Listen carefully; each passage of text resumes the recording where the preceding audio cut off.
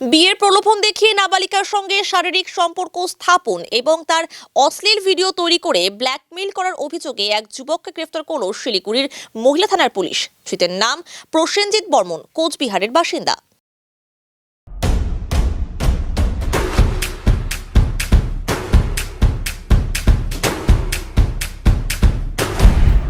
Stay tuned.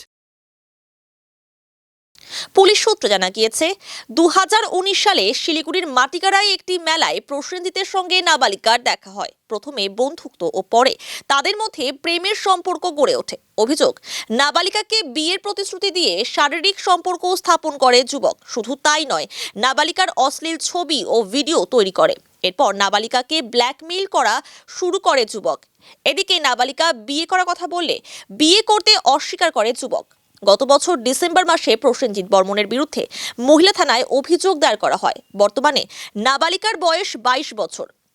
এদিকে অভিযোগ দায়ের হতেই অভিযুক্ত যুবক ফেরার হয়ে যায়। অভিযুক্তের খোঁজ চালাচ্ছিল পুলিশ। এরই মধ্যে মহিলা থানার পুলিশ গোপন সূত্রে খবর পায় যে অভিযুক্ত গতকাল বাড়িতে এসেছে। এরপর কোচবিহারে গিয়ে অভিযুক্তকে গ্রেফতার করে পুলিশ। আজ ধৃতকে শিলিগুড়ি আদালতে তোলা হয়। গোটা ঘটনার তদন্তে পুলিশ।